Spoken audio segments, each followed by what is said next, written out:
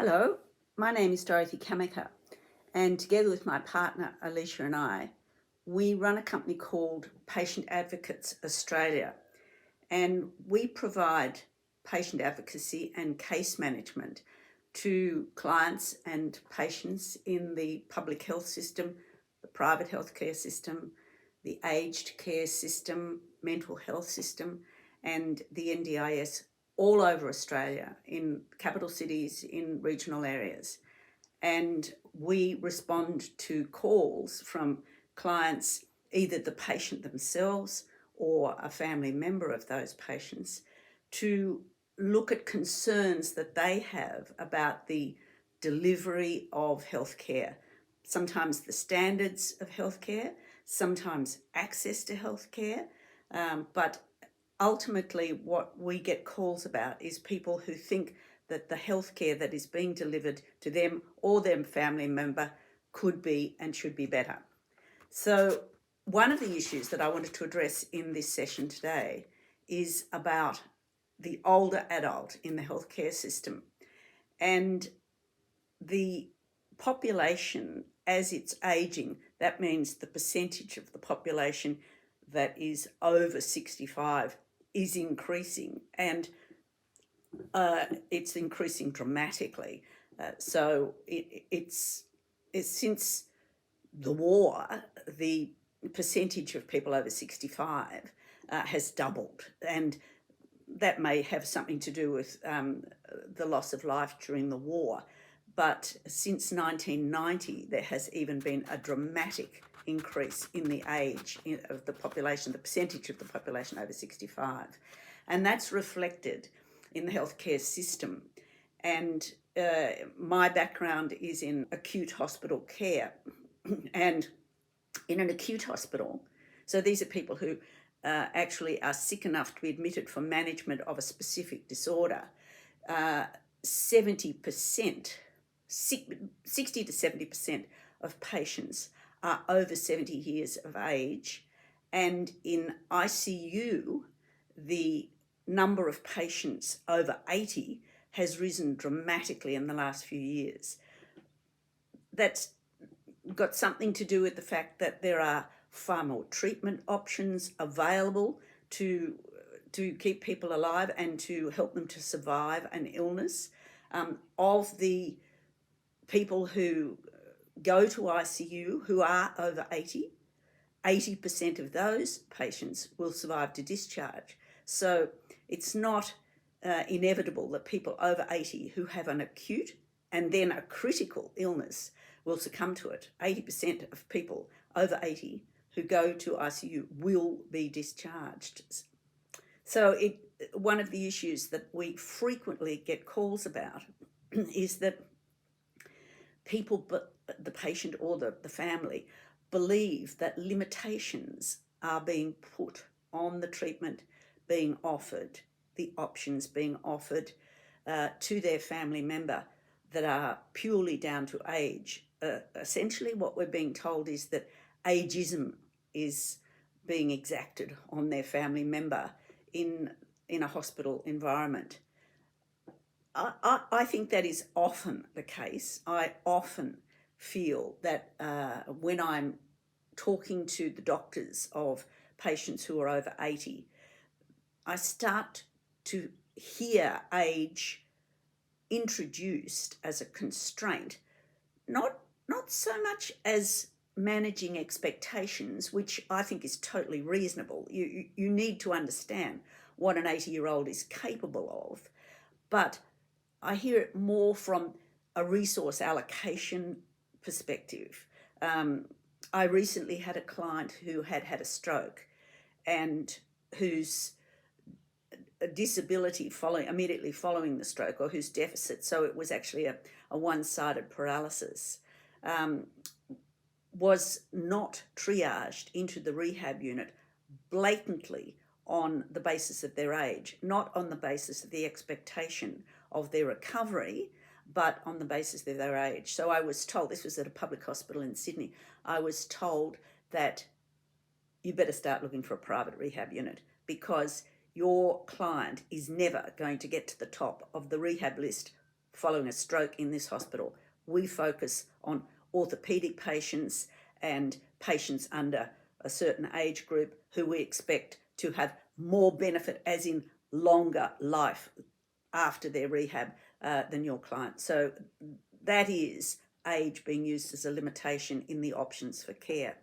And I even found that exact same client, when I went to a private rehab, which is what I had to do, I then went to the private rehab units, and the private rehab unit was very reluctant. I was in touch with that unit for two clients, one woman who was 67 and another chap who was 83. And the 67-year-old's disability was far more profound than the 83-year-old chap.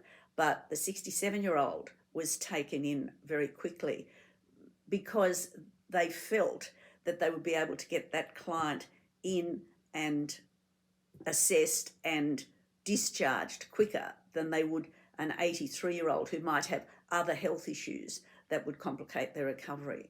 So I think it's not a simple issue of patients in the health system are being discriminated against on the basis of their age. I think it does happen, but I think it is also true that a lot of the relatives and the families of older clients need to be part of the planning for older clients, so that they set goals, that the plan to reach those goals is very clear.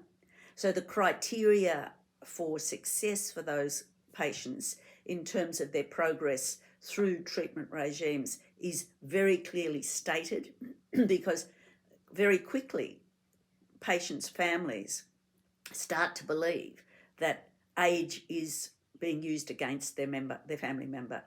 So I think that ageism exists in the healthcare system. I'm sure it does. But I don't think it's a simple discussion to have. I do know that when a patient advocate becomes involved in discussions about treatment options and criteria for movement through a system, through rehab, etc., the conversation changes dramatically when you get a patient advocate involved. Clinical criteria and benchmarking clinical management and best evidence suddenly become much commoner in the discussion than and age becomes much less common. So I strongly recommend people who have older family members and who are concerned about the progress and perhaps the bias of the age of that, caused by the age of that person, get themselves a patient advocate early on. We know what is a fair thing and what should be done, and we can quickly detect whether that is or is not being done.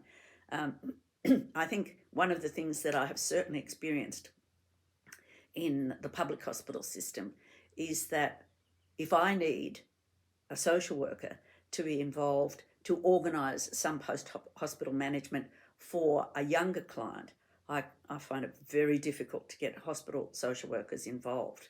They seem to think, okay, look, this is a younger person, let the family sort this out. They'll be out of hospital soon enough, let the family sort them out. But if the patient is over 70, I often find that the social workers become involved very quickly and get very proactive.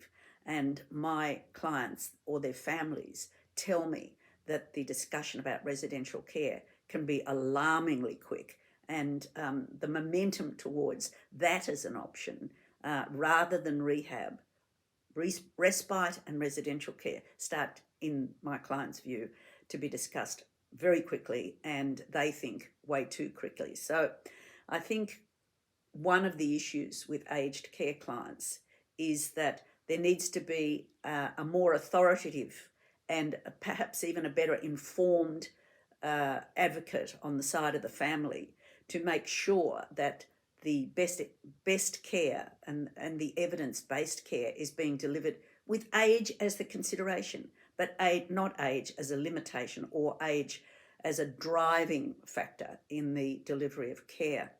So if you do have an older family member in the healthcare system, my strong advice to you is that you get somebody to work with you early on. Don't leave it too late, because you will not stop the momentum towards residential aged care. If an older person doesn't get early rehabilitation, early reconditioning, very good nutrition, excellent care, they will become untreatable. Their condition will be irreversible just as a result of the way they're being managed in hospital. So my very strong suggestion is you get a patient advocate involved in the conversation with the healthcare treating team really early. It removes the aggression and it stops any negative impact from this ageism. If it is a factor, it stops it dead in its tracks.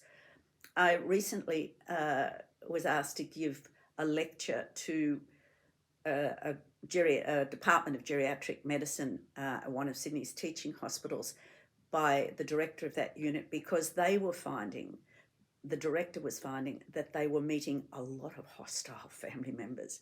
They had become almost overwhelmed by the number of angry family members, and they were being accused of ageism, bias, all sorts of poor care by family members who were really, really terrified that their family was going to be pushed into nursing homes.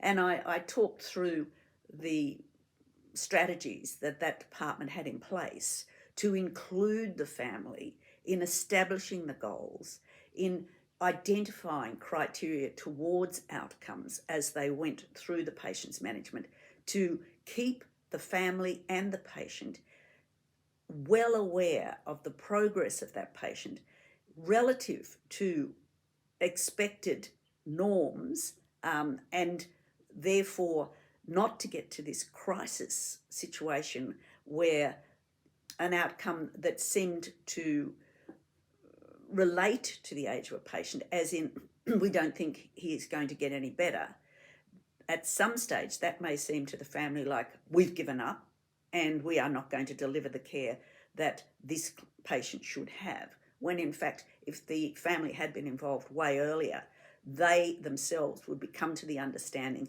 that the outcome was not based on ageism. It was accommodating the age issue, but it wasn't bias. So I of the clients who call me and who tell me that they think that their parent is being discriminated against in terms of options or treatments, or is being forced towards a nursing home, I think most of them are right. I think most of them, in most instances, when I get involved with the family in discussing things with the medical team, the attitude changes and the treatment options change and the access to rehabilitation changes and things improve. So my strong advice is find yourself somebody, an advocate who can talk the talk, who understands the language, who knows the system, and see if you can improve the outcome for your family member.